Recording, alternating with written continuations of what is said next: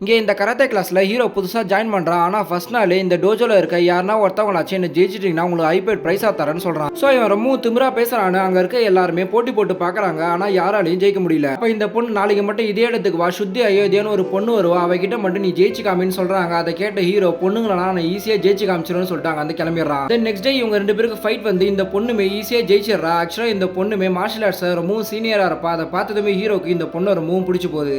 ஆக்சுவலா heroine book ரைட்டா இருப்பாங்க. அவங்க அப்பா இறந்து போனதுல இருந்து அந்த ஃபீலிங்கை வச்சு ஒரு புக்கை எழுதுறாங்க. அது ரொம்பவும் பிரபலம் ஆகி இவங்க கூப்பிட்டுலாம் பாராட்டுறாங்க.